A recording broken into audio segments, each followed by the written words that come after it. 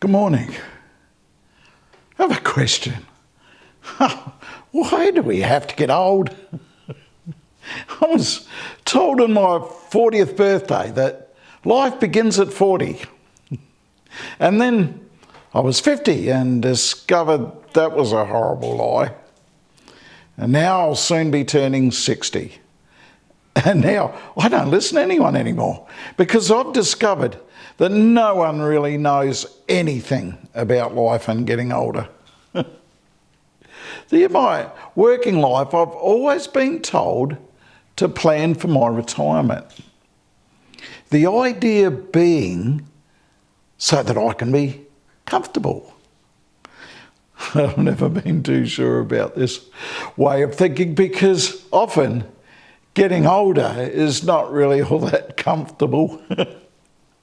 At the moment, I have a sore foot. And I went to see the doctor and he seemed to think it was probably some sort of arthritis or gout or something. But his explanation for it all is that it's probably because you're getting older.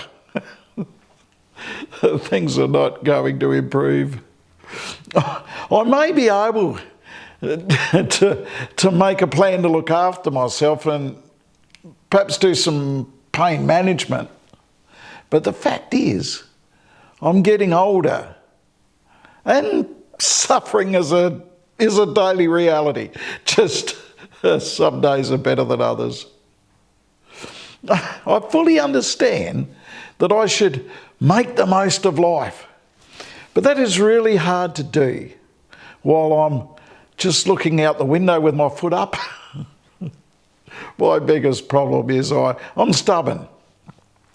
And I'm probably going to ignore the pain and work through it, probably making it worse later on, and then I'll suffer for it.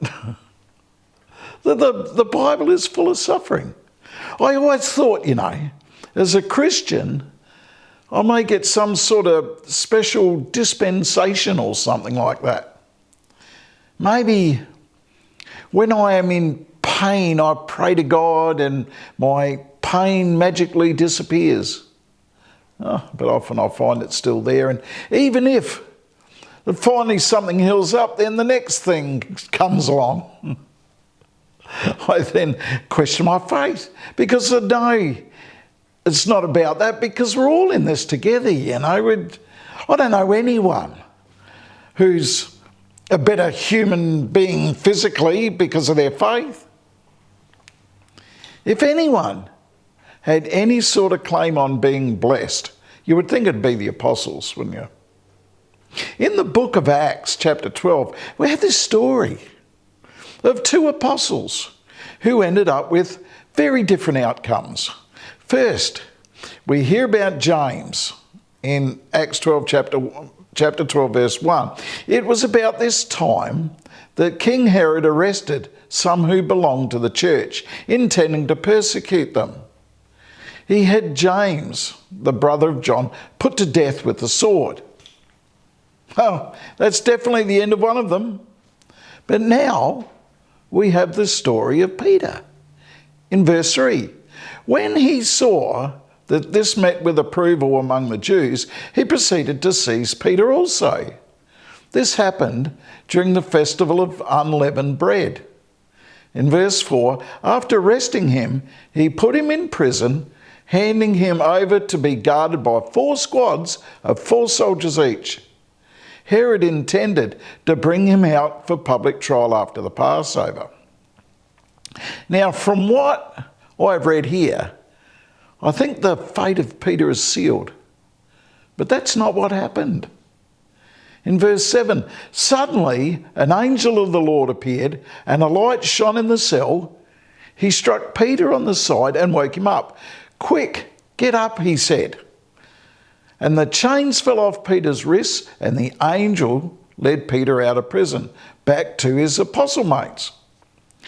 My question is, why didn't he also say poor old James? The angel perhaps wasn't around, or perhaps everything happened too quick. I don't know. The text says something very interesting about what happened though. So I'll just go back a step here in verse 5.